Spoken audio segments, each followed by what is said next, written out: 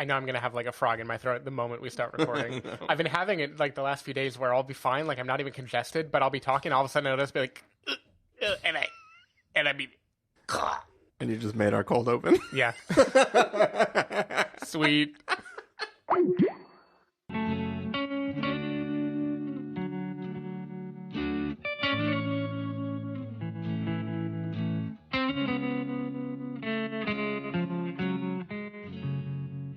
Hello, everybody, and welcome to the Spoiler Warning Podcast. This is review number 576 with our review of Parasite. I am Christopher Schnese. And I'm Stephen Miller. And if you're joining us for the first time, the Spoiler Warning Podcast is a weekly film review program. Each week in the show, we're going to dive in, debate, discuss, and argue over the latest film releases coming to a theater near you. If you are a longtime listener, you know that statement rings less true. We haven't been strongly weekly. We've been weekly the last few months. I mean, we were daily for a while. Yeah.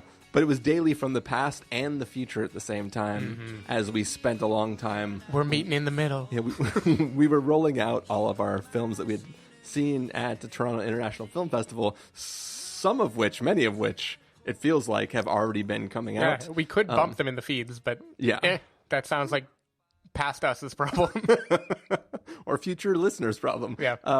But yeah, there's lots of films that have been coming out that you can find in the feeds, including Jojo Rabbit, which, spoilers for when we're actually recording this, came out this weekend. Yeah. And we both rewatched it and we both re-loved it. But yeah, we are here talking about Parasite. We're trying to get back into the flow of things. We're going to have two reviews for this weekend, both reviews for things that came out last week. One is Parasite and one is The Lighthouse, which we've been very curious about for a while.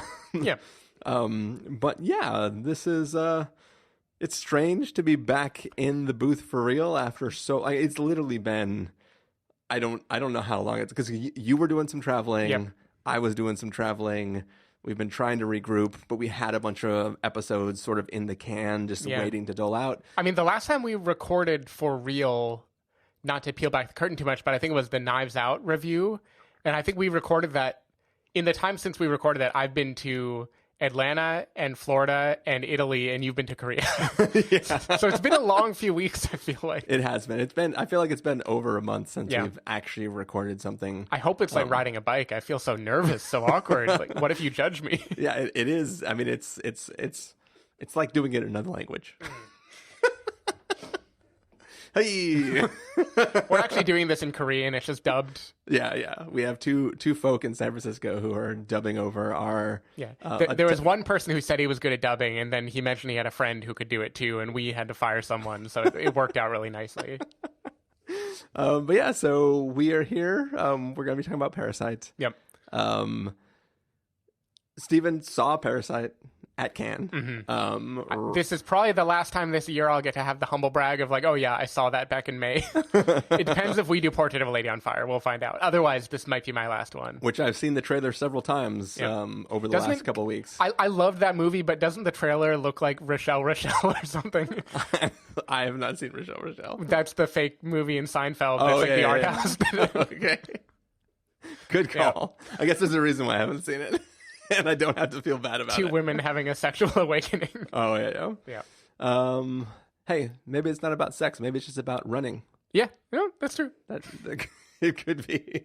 It sure is. So I wanted to ask you first, how did it feel? So we watched Parasite on a Thursday night, and that Saturday morning, you flew off to South Korea. I have not seen you.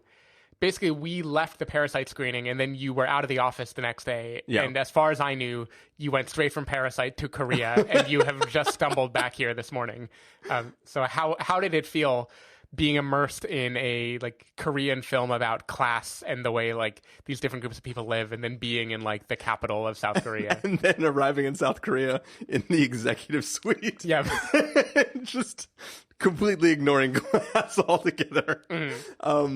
So I was kind of excited, honestly, to be like, oh yeah, cool, I'm gonna go see this Korean film, and then I'm gonna go to Korea. And obviously there was not a overlap in the experience of watching this film and being in Korea at all, other than hearing Korean spoken around me for several periods of time. Were there billboards for the movie anywhere? So I didn't see anything, honestly. Like I talked to, one of the people I was with about Bong Joon Ho, and just like, oh yeah, I saw this movie before I came, and we didn't really talk that much about it. But there was the hotel that I stayed at belongs to a large corporation in Korea, and they have like department stores and cinemas, and the hotel was connected to the department store, a subway station, and a theater. Yep. And I was trying to get to the listings to see if there was something I should try to see, or maybe rewatch Parasite if it was playing there. Yeah. But I couldn't navigate the site. So it had a button that switched to English, but you still had to know where the hell you were and what was going on. And like Seoul is like maybe kind of international, but compared to even Tokyo, there's like so little English, I feel like. Well, so the everyone who worked at the hotel spoke English fluently, and you know, at least one person that I was working with my time there spoke English really, really well. So I wasn't as immersed as when I've been to Japan and stuff, where like literally I just couldn't communicate with anybody. But that's just social anxiety. yeah, exactly. But yeah, you know, it was interesting to be going to Korea right after having seen this film.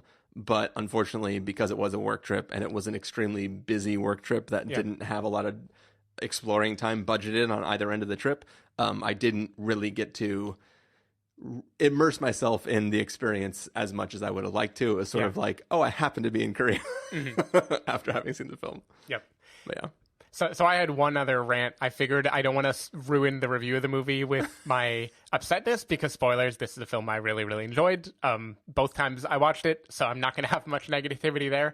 But I've been feeling a thing lately, especially it's with these movies that like we are like seeing in festivals beforehand, and then we're waiting a few months, and then it goes wide, and we get to see it at the Alamo Crowd, especially, which the theater in SF, you can tell it's like a lot of film fans that go to it. Like our Parasite screening was basically sold out, right? Like it's the kind of thing where people have heard buzz, they've poured over the trailer, they've decided they want to go watch it. And lately I've had this weird thing where even when the movie holds up, the behavior of the audience, even the audience liking it, I feel like they're liking it in the wrong way. Yeah. And it makes me feel mad. Like the worst semi-recent example was Moonlight for me, where I thought Moonlight was a beautiful movie.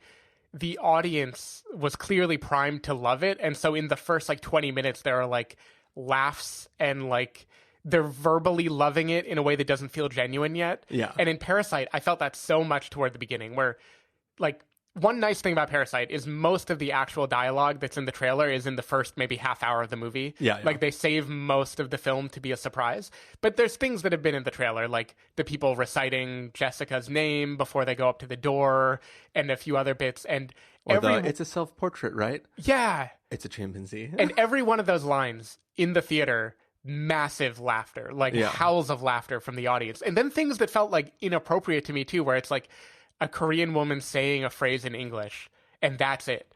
And the audience like howls with laughter as if it's the most hilarious thing they've ever heard. And I feel like I have this feeling that like everybody, they want so badly to like this movie because they've seen like the praise from IndieWire and everyone that like this is the best film of the year. Yeah. And I feel like there's so much tension in the beginning of like, I have to like this, so I'm going to laugh. I'm going to emote at every little thing the movie does. And like, I felt so annoyed listening to them. And the only saving grace for me is hearing about 45 minutes in when they let go and realize, oh, this movie is good. I don't need to love everything every second. Yeah. I can just let the movie guide me. So I guess my question is like, am I an asshole? Well, see, it's always hard to know where or how an audience that you're seeing a film with is arriving there. Like there's films that we've seen where we've been excited about because, you know, we know the director or our previous work, or we've seen the last film, and we get there and it's all like 73 to 85-year-old couples, and you're like, oh, either we're wrong or they're wrong. Something is weird here, and almost always they're wrong. And like half of them get up and leave during the course of the film. And I think that sometimes people come through here, and like, I never saw Okja, but I know that there are some very zany performances there. Right. And I wonder if there are some people who are coming from films like that and like transposing like a Jake Gyllenhaal type performance into a film where that character does not exist anywhere. Yeah. And they're like thinking they're saying one thing when they're actually watching like a serious drama that is all about like the intensity of what you're seeing. And there are things that, like, if I'm honest, like, there are moments in this film that ride the line between zaniness and terror.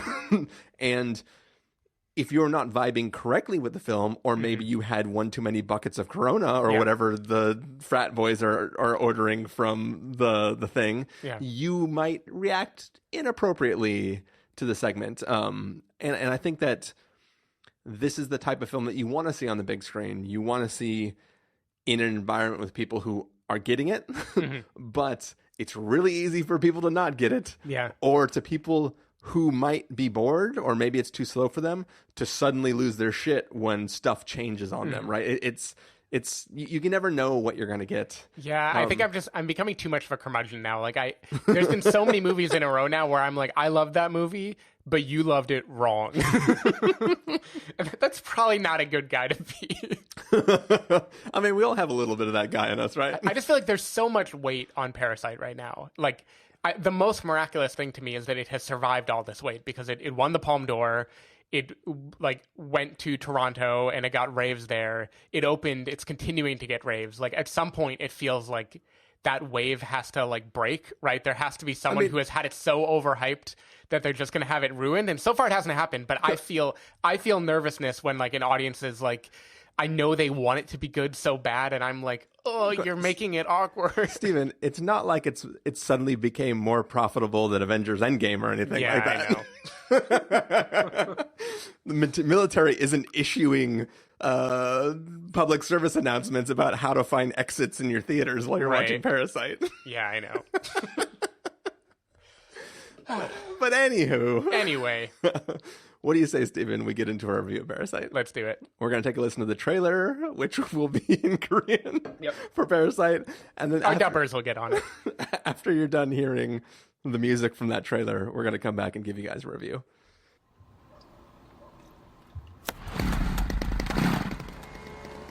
뭐야, 소독해?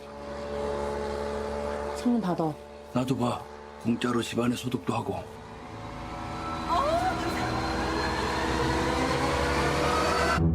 부모님 얼굴도 뵙고 좋더라. 건강들 하시고. 일거리가 없으셔도. 네가 내 대신 얘 과외 선생님 좀 해줘라. 영어. 대학생인 척하라는 거야? 구라를 좀 치지 뭐. 너 이 좋은 실력으로 왜 미대는 맨날 떨어지냐? 아이씨, 죽을래. 저는 이게 위조나 범죄라고 생각하지 않아요. 참으로 시의적절하다.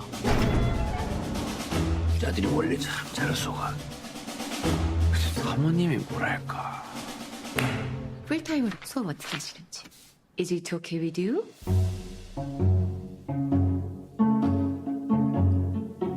우리 다송이는 완전 예술가 재질인데. 침팬지를 그린 거죠? 자화상이에요. 역시. 그동안 미술쌤도 여러 명 바꿔가면서 해봤는데요. 제가 사람 하나가 휙 하고 떠올랐는데. 아 잠깐. 제시카 외동딸 일리노이 시카고 과선배는 김치모 그는 이사촌.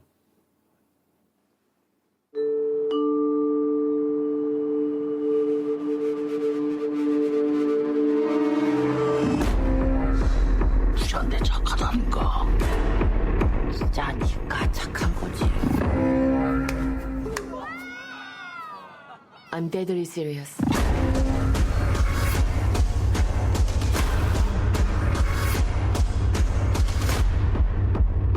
근데 지금 진짜로 이상한 게 뭔 것 같아.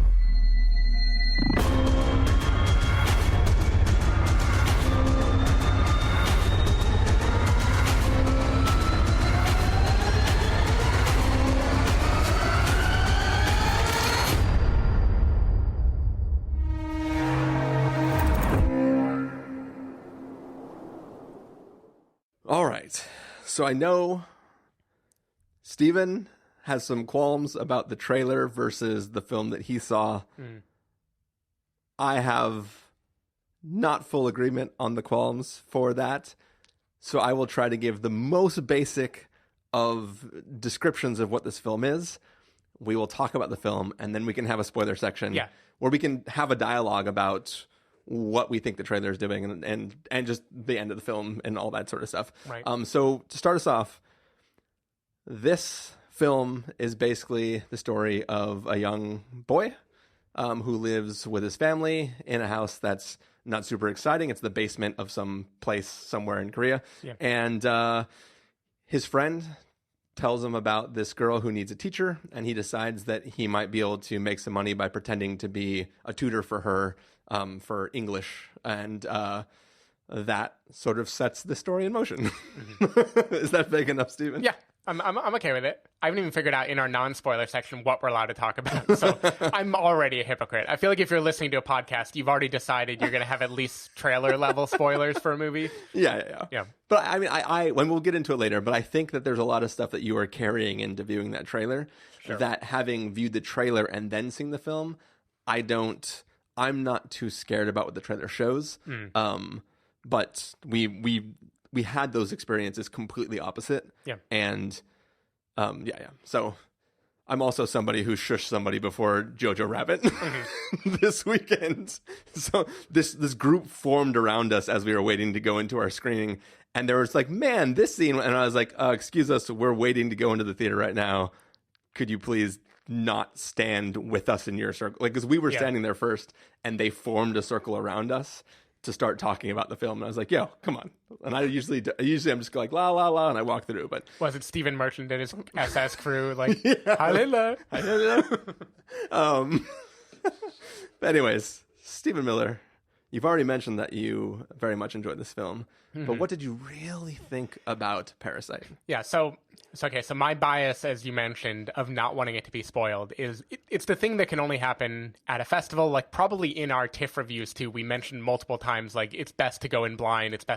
Like, you get this bias when you watch a movie a certain way. Yeah. And for Cannes, that is probably the most extreme, because literally no one has seen this movie before you go in. Like, and do you even have much of a description beforehand? No, zero description. Zero. You have like title, director. Yeah, I had Bong Joon Ho, Parasite.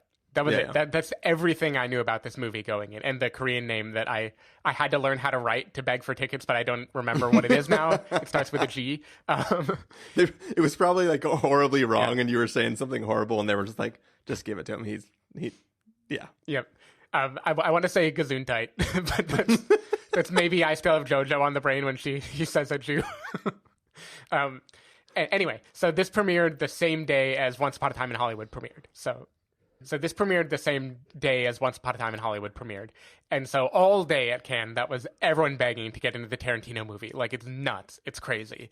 And compared to that, this Bong Joon-ho film that was appearing afterwards was kind of, I don't want to say an afterthought, because every premiere is a big deal there, but it's like the craziness had vanished already. And I'd been out for like 6 hours trying to get these fucking Tarantino tickets to no avail. Like, that was the one movie that I like could not get into the premiere of. I had to see it the next day. And I was so defeated. I was going to give up for the day. And then right before Parasite started, somebody handed me like a really good seat, and I went in and watched it. And so you go in, you know nothing. It's Bong Joon-ho. The name is Parasite. The last Bong Joon-ho movie you watched, not like chronologically from release, but like the last one I had seen was The Host. So I was thinking, Parasite, another monster movie, awesome. This is going to be a crazy, genre-fied sci-fi thriller. Great. And then the movie starts. And I think like the genre of Parasite is so hard to pin down, even when you have seen it and you know everything about it. But watching it linearly and not knowing anything, you don't know what it's about. You don't know anything about what's going to happen. You don't know what tone it is. Is it a comedy? Is it going to be a horror? Is it going to be an action movie? Is all of this like set up for a crazy sci-fi thing? Like, you have no idea, right? Yeah. And watching it in that setting, I just had this feeling of like, this is a master filmmaker jerking me around, and he can do like anything to me, and I'm going to follow him there now. Like, that was the feeling that this movie gave, which is not what every festival film gives you, right? Sometimes you're like, I get what they're doing, but they're trying really hard, you know, or like, all right, this is a little too artsy, let's get to the good stuff. But I feel like this movie is just such a, like, it felt like so crowd pleasing, but also so like socially resonant, and it like had a message, and it has tricks up its sleeve, and it's like, I think, just brilliantly directed. It's a comedy in a foreign language that makes me laugh, which like is very difficult. Like, comedy is really hard to translate. Yeah. it has moments of horror. It has moments that get your pulse racing. And like when the movie ended, I kind of felt like I think that was the best thing I've seen here. But I also don't understand. Like it didn't like compute, right? Because it is not the type of movie that you would normally feel that way for. So yeah, I thought like just that first experience of like knowing nothing and just being completely like pulled into this strange movie that never really tips its hand about what's going to happen next. I love that experience. I wouldn't trade it.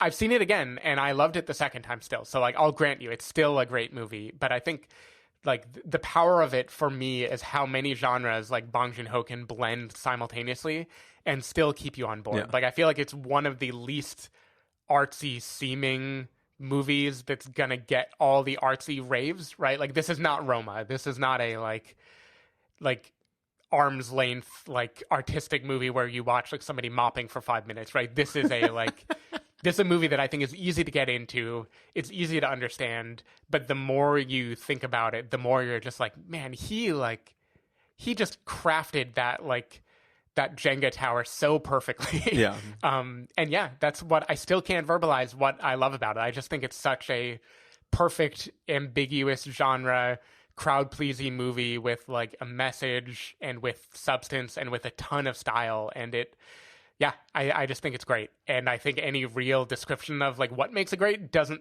explain anything. Yeah. I thought that Parasite was a pretty amazing film, and it's incredibly entertaining. Like I knew it was getting good things, but it was really that like seeing that trailer that really drew me in. And I know that like you felt like the trailer gave a lot away, and I was still like, I have no idea where this film was going. As you mentioned, all of the dialogue stuff in the trailer is all from the first like 15, 20 minutes of the film. And then you see little flashes of thing with zero context of other parts of the film, but you really don't know, like, you know, the basic setup, which is what I described at the beginning. And then it goes forward and it's like, you have a premise and you're working with this premise. And any other film, you're like, okay, I have this premise. I'm watching this person see how long they can get away with this con. And I know that there's no way this con can last the whole movie. Yeah. Something's going to go horribly awry, and we don't know what's going to be the situation that will come about from it. This film is like, I'll give you that premise. Yep. But now I'm going to double down, triple down, quadruple down, almost to the point where it feels like it's going to be too much. And then like when it starts to, you think it's going to be repetitive, it's like, all right, fuck it. I'll do, like, I know where you are now. Yeah. I'm going to throw everything off the table. Yeah. And then it's like, and now we're going to have this movie. Mm-hmm. And it, as you said, it is a very masterfully told story where the story, the premise, the story that is the premise is not really everything the film is about. It's the how high can we stack this, as you said, Jenga tower, before you start to freak out about what happens when you pull a block out, right? Yeah. When the Jenga tower starts, it's this nice solid mass, and everybody knows like, oh, I can just tap, tap, tap, take out all these center blocks. And once you've done all the alternating center blocks, you're like, okay, now every block that I take is potentially disaster. Mm-hmm. And I think that this film draws you along and kind of makes you laugh as the blocks are built up. Like you're kind of like, oh yeah, they're gonna be, oh, that's funny. Like there's no way this is gonna work. And then you're enjoying how ridiculous the premise of what this person is trying to do. Yeah. But then it just gets deadly serious, like really quickly, and you're just like, was that a trailer quote? Is that deadly serious? I'm deadly serious. But yeah, it's just one of those things where like it builds and builds and builds until you forget the film that you're watching, and it makes you comfortable with where everything was going, so that when things become uncomfortable, the level of discrepancy between how comfortable you are and how much you've been enjoying the silliness of the situation just adds a level of gravity and just intenseness that you kind of just like are literally on the edge of your seat for the whole movie. Yeah. Even if it's just to reach forward and get some more of that pizza. Yep. Yeah, I think, like, I'm trying to think of what else one can say without really spoiling it. I guess one thing is you can, like, the themes can be discussed a little bit. So a lot of movies this year have been about class. I guess, like, spoilers, we're in a time when people are thinking about that a lot, and that clearly transcends American politics. That is clearly, like, on everyone's mind right now. And I think this movie just does that so well. Like, it's a parable about, like, how the other half lives, like, about, like, the lower class and the upper class, and it at least starts by feeling like we are pitting the one versus the other, and we're going to show you how they get their comeuppance, right? Like, how they pull a Robin Hood, right? And they're going to find a way to steal from the rich. You know, they're gonna make a life for themselves because of these naive rich people. And as it goes on, it like, I won't say how it complicates it, but it complicates the hell out of that a lot. And it doesn't lose the core power of that message. It makes it, like, more acidic almost. Like, it feels like it's doing something, like, really biting and really interesting with that initial premise as it starts to talk about, like, the cyclic nature of it and the way that, like, this perpetuates itself. And we can talk in spoilers too, but I feel like it has a lot of really interesting things to say, and it's not heavy-handed. Like, it does it while telling a masterful story. Yeah, but it's also, like, it's one of those things where it starts as this is a victimless crime, right? Like, for the most part, if you're not qualified to be somebody who can teach a Korean child English, but you can teach a Korean child English, like, if you happen to be a good student and you could teach them, just because you've literally never worked as a tutor before, doesn't mean that you're really hurting the family by helping the child learn English. 1,000 American kids who went abroad after high school have learned the same lesson. I can be an English teacher. So like, there is not a real crime there. This is a family with excessive wealth who is very naive, is really oblivious to the goings about of all of the people in the family and the people in society and the people they interact with, and they kind of just throw things to the wind. So being able to take advantage of them isn't really hurting them because they're getting what they want. They're not paying attention to you anyways, so why not survive on that? But it is also a story about people who could just get by with what, like, it's a good situation. Like, it's about greed from, it's like the wealth and the obliviousness of wealth and the people trying to fight for that wealth, and then what happens when you get a little bit of it, and, like, the greed of just wanting to take more, even though, like, you're totally fine. like the one person working this little tutoring job gives this family enough money to, like, have them increase their level of living incredibly, but that might not be enough for people, right? And it's doing a lot, and to see the levels at which somebody might go to turn what is a victimless crime into what is very much a victim crime is very interesting. And it's like the way you sort of root for and then get scared of certain things is very compelling in this story. Yeah, and I think a lot of that for me comes down to watching it a second time. I really was following the arc of the father character, Kang-ho Song, who was in The Host and Snowpiercer. So he seems like kind of a Bong Joon Ho regular, because he has a certain character growth in the movie. Like, his relationship to the con changes over time, and he is at once, like, the most content seeming, but then also the most willing to do whatever it takes to keep it. And I think it's really interesting to hone in on, like, individual characters too, and see how where they start versus where they end, and like what subtle, almost like microaggressions, like, change their feeling throughout the course of the movie. But we can talk about that in spoilers. So there's one thing which I feel comfortable talking about pre-spoilers. It is technically a spoiler, but it relates to something you see in the trailer, which is the kids forging a diploma from the school that the boy supposedly graduated for, who's going to be the tutor. And he shows this fake diploma to his dad.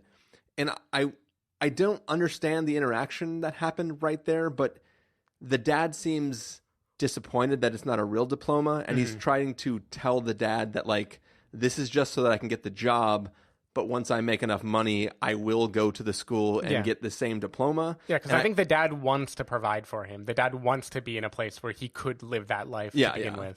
But, like, given the nature of how the family is living and their willingness to, like, do sneaky things just to survive, it seems strange. Like, it felt like he was sort of, like, reprimanding the son for faking to get this degree when he should really get the degree. But obviously he can't get the degree because he didn't have the money to go to the university. So it just, that little interaction was sort of a strange thing that I didn't 100% understand. Because, like, at first it seems like he was proud of him for, like, faking the diploma. Yeah. But then he was upset that it wasn't real. And then the kid was, like, ensuring him that he will get the diploma for real once he's done with this con. And it was a weird interaction that was, like, the only part of the movie where it pulled me out because I was confused at what the relationship dynamic was. Even seeing it twice, I still don't fully understand that interaction, and that's kind of the first time we see the subject of the con come up. I'll give it the benefit of the doubt, but I don't understand necessarily what's going on there. Okay. Cool. I don't know if it might be a cultural thing that just didn't transpose itself to my brain, but cool. Yeah, cool. Anyways, were you about to say something before I brought that up? Or I don't think so. I think I would suggest we maybe pivot to spoilers, because dancing around things is going to be maybe more difficult than just diving into them. Yeah, makes sense.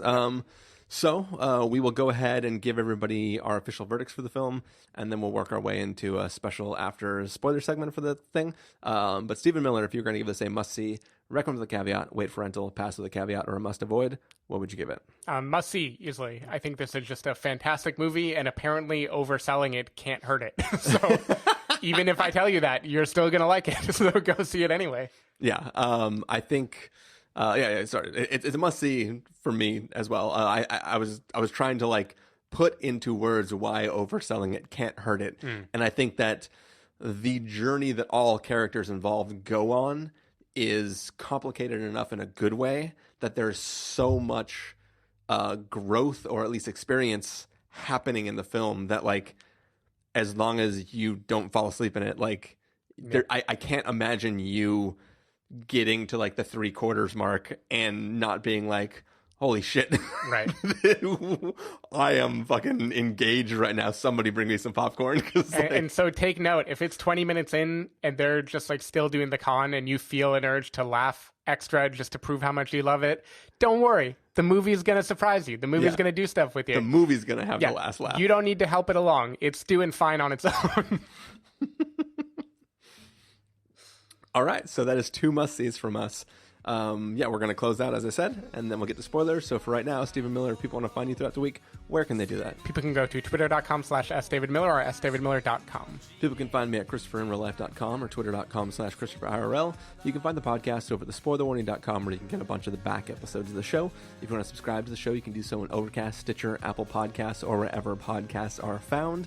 If you want to know when the episodes go live, you can follow us at twitter.com/spoilerwarning, facebook.com/thespoilerwarning, or instagram.com/thespoilerwarning. If you want to get a hold of us directly, you can send an email to fans@thespoilerwarning.com, or you can use the contact form on our site. Music for this episode will come from the soundtrack to Parasite, so hopefully you are enjoying that. That music is going to play. It's going to fade up. We're going to disappear. And when the music fades back down and we return, we will bring you we'll be hiding in plain Parasite. Yeah.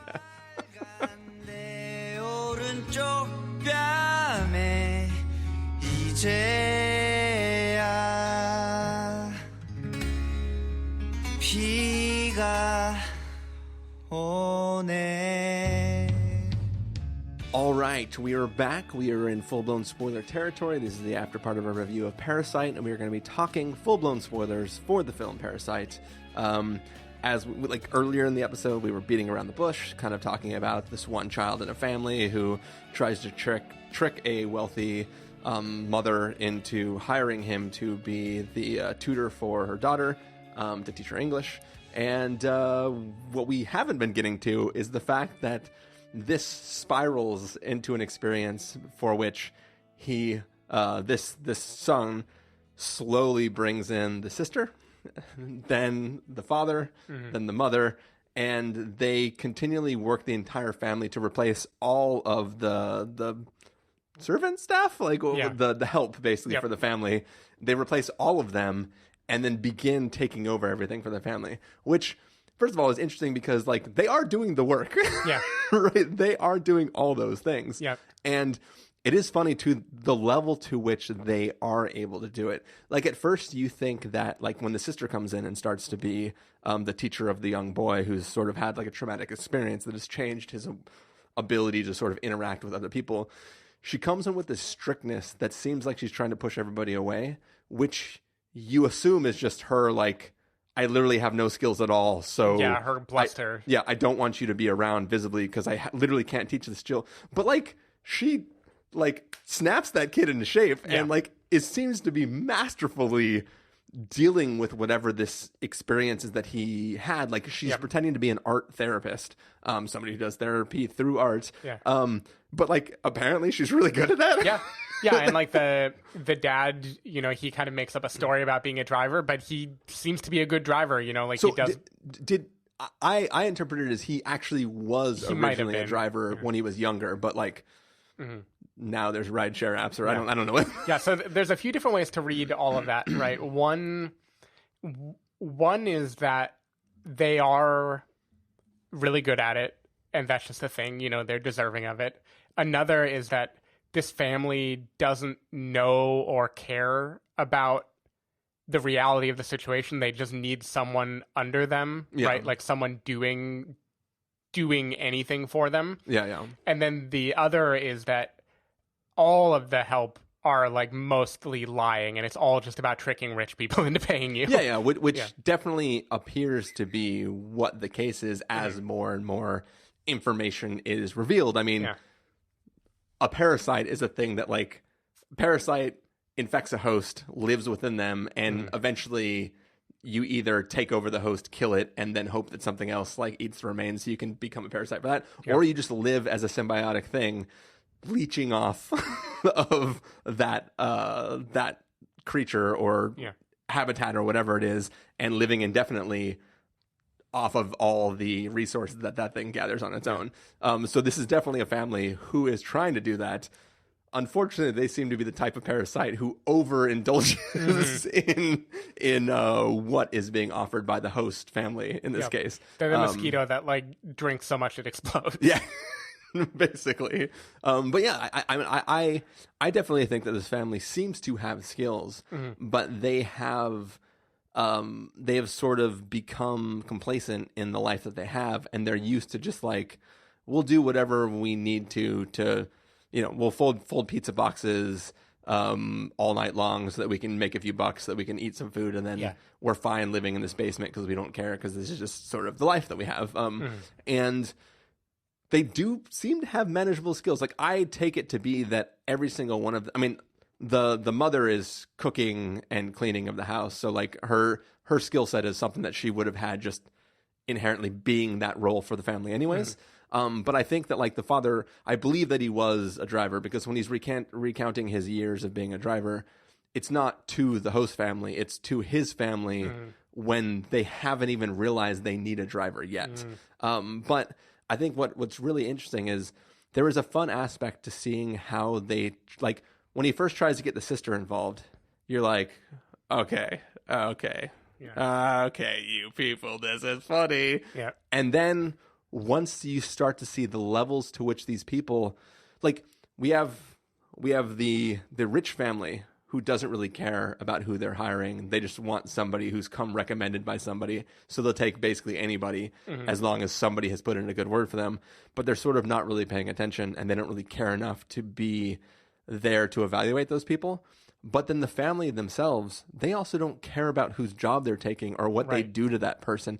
And that's when the story starts to become very interesting. Because at first it's like, this person left or whatever the reason is. He gifted you the job. Yeah. Like this person said like, hey, you could do this job that I was doing. Just don't sleep with the girl. Yeah, just don't sleep with the girl because I have dibs. And it's very much innocent thing. Like, hey, I was faking my way through it. You can fake your way through it. I'm going to go off and travel the world or whatever I was going to do. You go do this thing. But like once the sister gets there and goes like, huh, I think I can convince the family this guy made a pass at me. Yeah. Or somebody else in the car. And like that's going to stick with him. Mm-hmm. Like I assume getting fired because you slept with somebody in your boss's car is probably something that, like, if you had to call for references, is going to be passed to the next person. And well, then the housekeeper especially. Yeah, like yeah, the woman like- who's been there forever, right? Yeah, but it's not. That's the thing, though, is with the housekeeper, this person is allergic to fucking peaches, and they are dusting her with peach fuzz. Like, sure, their stated goal is to make it sound like she has some respiratory illness, but she's fucking allergic. Yeah. You have to know she could die. Oh, and she will. Yeah. I mean, I think that is the slow deterioration of what they're willing to do. And I think that's one of the things that is so masterful about the movie is it gives you characters you want to root for, and it has the tone for a while of rooting for them. Even through that, like the tuberculosis scene, I feel like is like wonderfully done. It's just like one of those great, like everything comes together at the exact right moment, and then he does like the icing on top with the hot sauce and the napkin, and like everything just seems so perfect. But in the back of your head, you're starting to be like, this is fucked up, you know? And the movie is like, you let that sit there for a little while.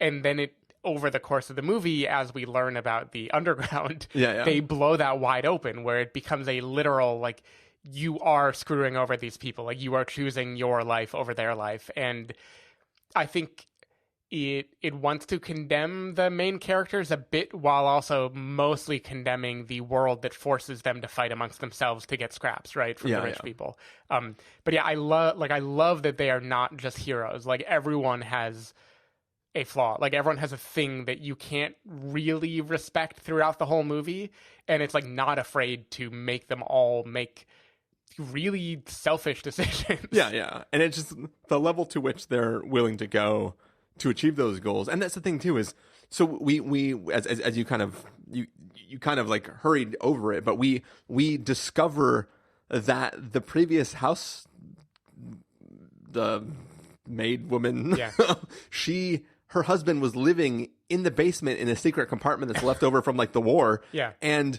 she has been just keeping him alive down there for years. So when she got fired, it wasn't just her loving that family and now being cast aside. It was literally life and death for her husband, who was just in a secret compartment underground. And when the family realizes that, they could realize that they're in a standoff and negotiate keeping both of them alive down there and letting them live there. Instead, they are worried once again with this greed about losing what they have and where they're at.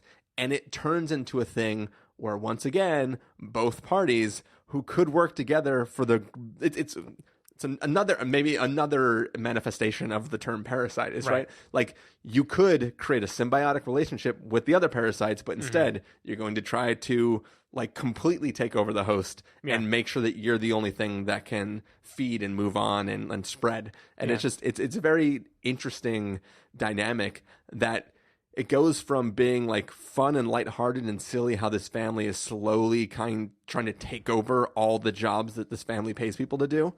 And it becomes darker and darker and darker and more sinister, to the point where people are literally stabbing people in front of whole series of hosts or guests in the house. I just love the way that devolves. And I think that I mean, the whole movie is great, but for me, the real turning point is the moment you discover the underground. I think that's when like people's jaws start to drop, probably. And the amount of time, you spend diving down into the dungeon, and like you're like, what's gonna? It could be anything. What's gonna be there? It could be it could be the last 37 housemaid women. Like it's like, I don't know what's going to be down there. And you're just waiting for it. And then what you get is a man chained to a bed who has to drink from a bottle. Yeah. And you're just like, what the fuck am I watching? Yeah.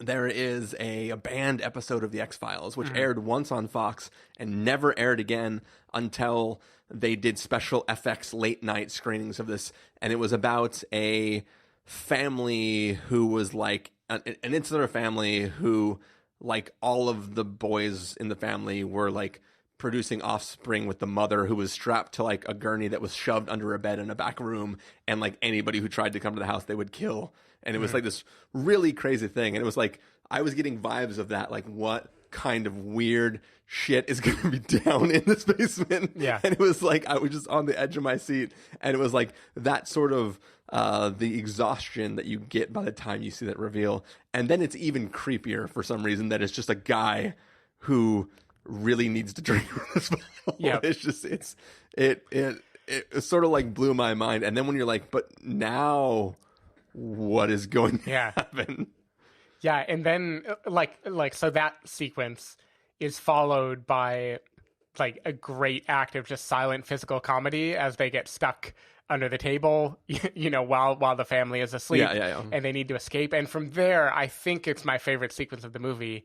And there's many sequences I love in this movie, but when they are like returning to their home, and it has gone just like, sci-fi is the wrong word, but it's gone something, right? It's gone like full hyper real, where they are like descending. Like the shit is literally hitting the fan. Yeah, they're descending into their like underground home, and it's like there's like sewage water coming in, and they're having to like dive into it, and it just is so like, I think it does the thing I tweeted right after the premiere, which was because I hadn't really seen many Bong Joon Ho movies, but was that like this movie does everything Snowpiercer wants to do and like 100 other things. Yeah. Like everything Snowpiercer wants to do, of like the brutality of the people in the back of the train as they try to work forward in the train, and like the devastation of that, and like the feeling of going from low to high. Like I feel like this movie, just with like the little flourishes where it's like, we know how to build a labyrinth, like we know how to build a world that feels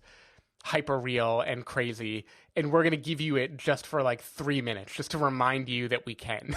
And then we're going to go back to this regular life again. But that's the thing about that makes that scene so interesting, is that like they have just escaped from the destruction that they have wrought.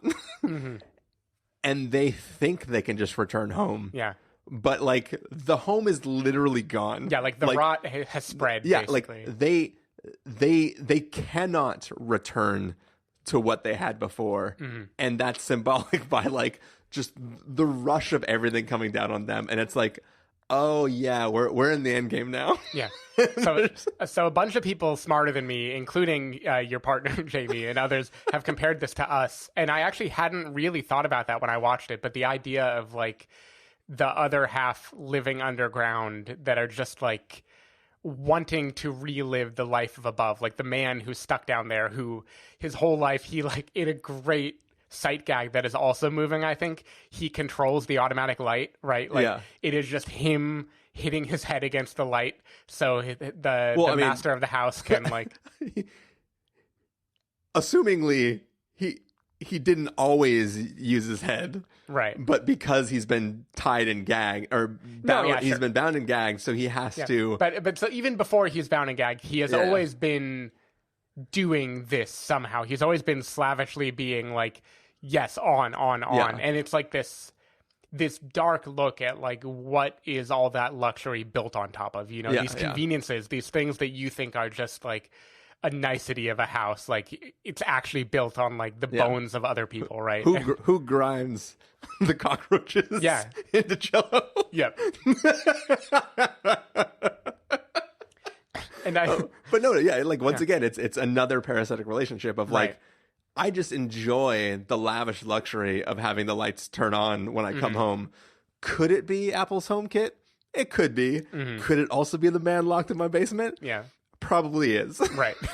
And I just think that idea of like the darkness at the root of luxury, at the root of wealth and capitalism, is like again, it's clear why everyone is exploring it, because the last few years that's like really been a sentiment that's been rising. But I feel like this movie does that so well, and I think the comparison with Us, and probably there are other movies this year too that really tackle this, and it just feels like an interesting theme, the idea of like literal underground, like I don't know, I really like that, of like the other world that's just this twisted mirror image of the real one, like the home that the family lives in, right? They go down. They are like underground. They're the parasites, right? They're like living in the sewers and crawling out there. And in a way, like I kind of joked how like I did think this was going to be like The Host, like a monster movie, but I don't think it's a coincidence that like there was The Host and the Parasite, and The Host was like this creature that was an embodiment of like the greed of capitalism, right? It was like people coming in and polluting everything, and they created this big monster that just takes and takes and takes. And now this is like the human element of like the people that all they want now is to get a part of that monster, right? Yeah. And the way that like makes them all be evil feels like the wrong word, but do wickedness, right? Like it makes them all kind of monstrous. But that's the thing, is the initial family, the man and the woman, the maid and the husband that lives below, they are symbiotic parasites with that family. Like the man lives underground. He operates the automatic lights. Which it's amazing to me that the family like literally never even thought, like, clearly that man was doing that for the people who owned the house beforehand. And it's just because like they say that like when they bought the house, that family was like, oh yeah, you should have her work here. She already knows the whole house. It's great.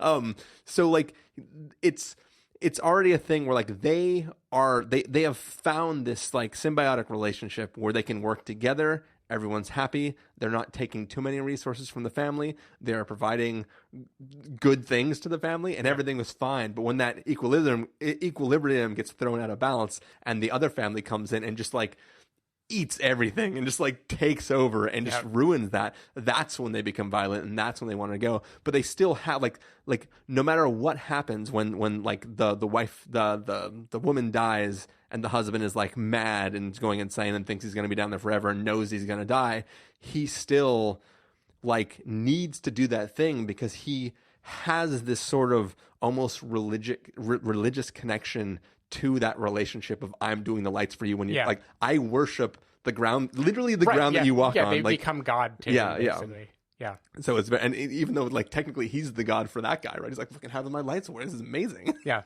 And as long as we're talking about that guy, can we talk about Chekhov's rock in this movie? Like this is a movie that telegraphs so many things and you still will never know where it's going. But there's just amazing, like this rock that the kid gets at the beginning of the movie, and we just watch it, and like when that guy finally is using it to smash the kid's head, things are really brutal here. Like there's a scene that is played for laughs where the mother character is trying to get out from underground and not let the Park family be aware of what's going on, and she makes it out, and the older maid is like climbing out to join her, and she like just kicks her and closes the door. And like maybe my recollection is wrong, but I feel like that's a laugh line in the movie. Like I think the audience is cracking up. The audience laughs insanely loud because it is semi-comedic in the moment, because there is the like, it's sort of like Charlie Chaplin-esque as they can try to like bounce these plates that are spinning in the air and like what is going to happen, and then all of a sudden you're like, this is it, this is when it, and then she just like quickly back kicks like a horse kick, like backward, and just boots her down the stairs, and she just tumbles down like a cartoon character. And we laugh, and then we learn she died. Well, she doesn't quite die yet. I mean, she gets a concussion from that, and then she dies. Like, she's also had peaches like shoved in her face. Sure, She's basically got like a lot of problems that are gonna make it so she can't make it from there. But that's true. But I'm surprised that there's even the scene where she's like barely alive after that, where she's sort of like, I'm dying. They definitely go dark, and so like even the guy villain is the wrong word for the guy underground. Like, he's, from his perspective, he's like right about how he's feeling. Like, he's been living down here. His wife like died because of these greedy people who took everything from him. Of course he's going to want to smash the kid's head in with the rock. And like, another thing I think is just so clever in a kind of twisted way is like, so this party is going on upstairs, and at this point too, the whole family is kind of starting to sour. Like, at least Mr. Kim, is that his name? I think so. And the father character, he definitely is starting to feel unhappy because there's been these things that have been happening, like the smell, right? That's a recurring thing of the main hosts of the house are like complaining about his smell, and they have this kind of like dislike of him. Like, no matter what he does for them, no matter how good a driver he is, he will never be close to them. Like, he can have all of this luxury, but he's still always just going to be this parasite, right? This thing that can get called on a Saturday, even after he has the worst night of his life, and he'll have to show up because they're paying him, and he'll have to paint his face and pretend to kidnap someone so like the kid can be the hero. You know, he'll always be the butt of the joke. And then they're staging this thing, this fake like Native American abduction, and out walks this guy with actual blood painted on his face to look like he's like dressed up like just another person in the scene with an actual knife, and he actually stabs somebody. I just feel like it's just like all the pieces coming together at the exact right moment. It just seems like perfect to me how everything falls in place. Even the blood too, like there's blood shown in the trailer from that scene, but there had been blood earlier in the fake tuberculosis thing that feels to me like it was like throwing you off a little bit. Oh, maybe there won't be violence in this movie, right? Maybe this is just that clever little twist. But then it feels like everything is like teeing up something later in like a really, really nice symmetric way. Well, it's like we talked about when we were discussing the trailer after the film that like I knew there was violence because that was the one thing the trailer does get away. There's definitely that rock is going to be used to smash somebody's head. I just didn't know whose and how far into the film it was going to be used. So I definitely was waiting for the violence to erupt, but at that moment in time we had already seen plenty of violence. You don't really know how that's going to work. But I also like that like there are so many things that we've kind of referenced, but there's also sort of this whole like the alligator and the scorpion or whatever the parable is of like crossing the river and shit like that. Because there's a little bit like that, right? Like he can stop the guy and save the family. But in the end, this is when he realizes that I will never be them. I will always be the scary thing. Right. I am the guy who's stabbing the family right now. I might as well just stab the family because I am the scorpion. Like, that's what I do. I stab the family, right? Yep. And like there's just like a really interesting thing of just all hope in that moment is lost. They almost got caught, barely escaped, returned to home to find everything lost. Their only thing is to go back and try to mend it there. It's clearly failed there too. They have nothing left. All that matters now is like, what can I have control of in this moment? Because I have control of nothing else. And he chooses to participate in like the stabbing of the family. And it's just, I don't know, there's something very interesting about that like turn and the giving in to like even that moment, like everything's in slow-mo, so it's like extra heightened. But like in all the commotion, like there are people bleeding, people running around with knives, people fighting, and the dad still has to go like the smell. Like it's not the blood, the violence, and the cacophony of the backyard. It's that smell again. This smell. Why is he smelling? Why is he not throwing me the keys? Right. And it just I don't know. I love that sort of transition of the like, fuck it. It's time to eat the host. It's like the real class warfare thing. It's like the realization like I'm never gonna win just being pit against these other people. Fuck it, you know. I'm just gonna go for blood instead. The only it's a light criticism. This is like a Return of the King type criticism I have. I think this movie has like at least two better places it could have ended, and then it keeps going. Well, real fast before we move on to that, I just wanted to say one more thing about, because you sort of talked about Chekhov's rock, and then we kind of like use that as a launching pad to the rest of the violence at the end of the film. But I just wanted to say real fast before we leave, just what I love about The Rock and the child is, as we started this episode off, we talked about how this film starts with a victimless crime and spreads, and more victims begin to pile up as the story continues. But, I mean, you can't justify the actions taken, but all of the actions, speaking of episodes that I haven't released, are sort of Death of Dick Long style, where it's like the situation gets out of hand and something bad happens. And in the attempts to make sure nothing more bad happens, more bad things happen. It's most of the interactions are spur of the moment. I thought of something that can, and it's not taking into consideration what you're doing. The Rock is the boy who is the one person who hasn't tried to poison anybody yet, really, hasn't tried to cost anybody else their job, has just tried to take over with this one job, and he's really just interested in like hooking up with the girl, right? He just wants to like have money and hook up with the girl. Yeah. Victimless crime. Yeah. But he, in that moment, goes, everything is falling apart. I can fix this. If I take the rock and I kill the guy downstairs, there's no problem anymore. I've solved the problem. I can step up. I can be the man of the family. Yeah. I can fix everyone's trouble. We've lost our house. All that's important is us fixing this job situation. I can make everything better.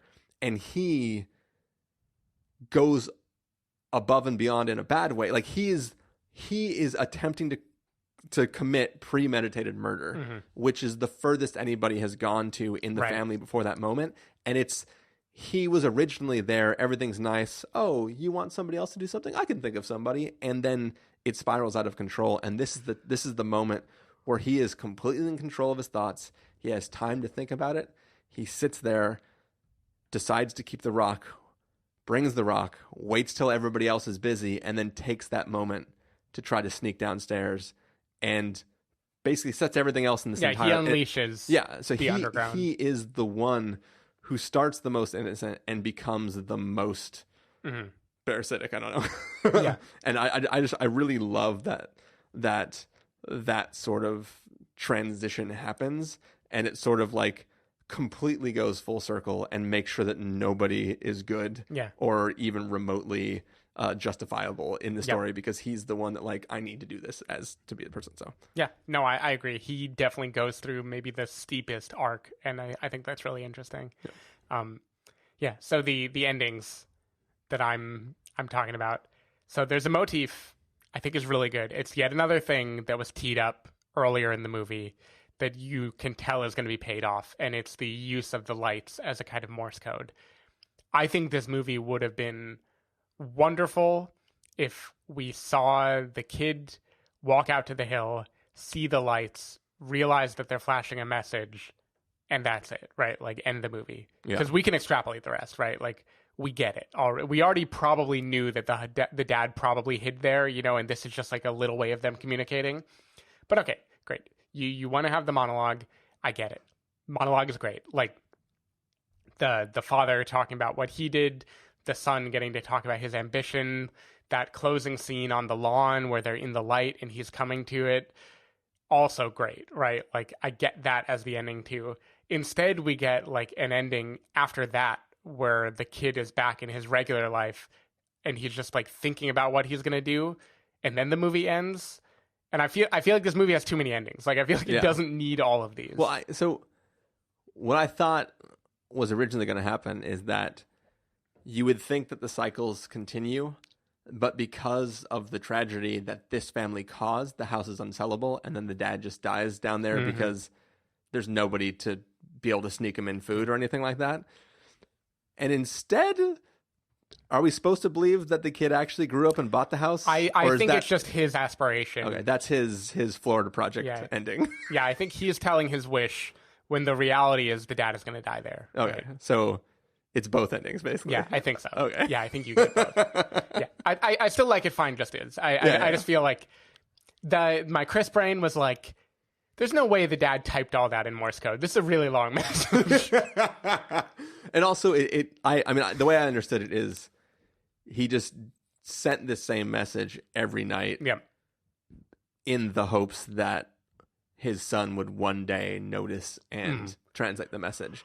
And it would be very touching to just end with him, like, drink more Ovaltine, and then like being like, oh cool, dad is still alive but definitely gonna die and everything's cool. But yeah, it definitely insane. Also,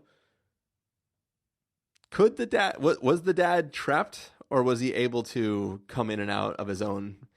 As long as that there was food in the house, he could still come out at night and take stuff. We don't know. Like in the flash forward that may or may not be real, I think we see the dad being able to come out on his own. Yeah. But then I think the film has set up that the lever has been broken, so the only way to open it is from the outside now.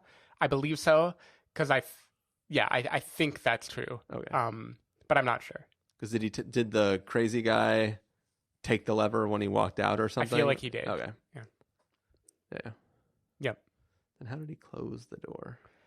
I think they like climb up and have to kick it closed. Like the mechanism for opening it is broken, opening and closing. Yeah, but you can only do the pushing from the outside. So if the father snuck in to hide, he would have to have the lever to I close forget it if he shut. shows it. Maybe it shows it. I don't remember. But yeah, so I think the idea was that so long as there was a family living there, the father could live on by simply sneaking out at night and stealing stuff. Right. But because that family moved out when they found out about what happened there and nobody else bought the place, there wouldn't be food for him to sneak out and steal. Doesn't quite cover this, why he couldn't just like because I think there's a German family living there too, but I don't know if that's a fake future or a he real just doesn't future. like sausages. Yeah. Hey, we all got our taste. Sauerkraut again.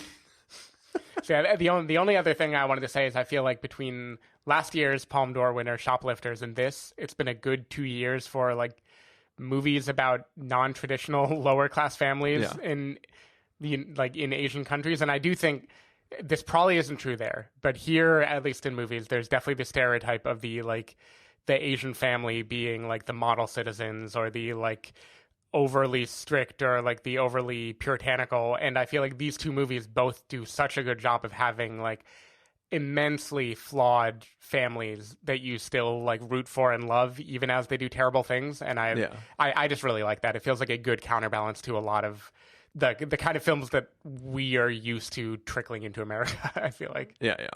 And then there was one last thing that we haven't covered at all that I just wanted to mention real fast that I thought was just brilliant is the young boy of the family. We don't know what it is, but he has had some sort of traumatic event in his life. Mm-hmm. He draws with crayon these scary drawings. He doesn't talk a lot. He doesn't quite behave, doesn't want to do his studies, all because of some event that we get little tiny nuggets of information about, but we don't really get told about. And then we find out partway through the film, right before the reveal that there's a man living in a secret basement that the family doesn't know about, that when he was like a little bit younger, he saw a ghost and that traumatized him. And then when we find out that like the ghost was the husband that was living in the basement coming out to get food, like I just fucking brilliant. Like, yeah, amazing. I love that so much. And like the fact that like when he comes out at the end and the boy sees him and it just like fuck goes and passes out like and then you're just like shit, this is amazing. It's so good. Yeah, it's just like immaculately constructed. Like I feel like this is just a movie where everything has a point and it all props itself up. So I don't know how you build this from scratch because it feels like such a complicated thing that all the pieces just fit really beautifully. Yeah. It's just really clever. And it's one of the things too, like we were saying, is like all you know is like the host. This movie's called Parasite. It's got to be monster related. And like throughout the whole film, there's this narrative of a ghost in the house that nobody is talking about. That you're like, I mean, it's got to be something related to that, right? And it is. It's just not. It's not an actual ghost. It's but people. But if somebody, like if you were in your apartment and just like one day you came out and there was somebody there, like what else are you gonna like? I don't know, like whether you actually believe in. I mean, we talked about the believing in ghost thing in one episode, but like it's like your brain doesn't know how to rationalize what you saw, especially if you're a child. You're just like, I just like kids all the time are like, I saw a ghost, mommy. There's a ghost in the closet. And like, you never really know what they saw that spooked them. You're just like, look, there's nothing in your freaking closet. Look, nothing in the closet. I'll leave the light on. You'll be fine. Shut up. I don't actually have a kid today. No. But yeah, it just I just loved when that came back, and it was like, oh shit, dude, that's crazy. Yeah. I agree. Cool. I think that's gonna do it for this review of Parasite. So we're gonna go off and review The Lighthouse, which should be a very fun review. See you guys. We'll see you. Bye. 제시카 외동딸 일리노이 시카고 과선배는 김치모 그는 이사촌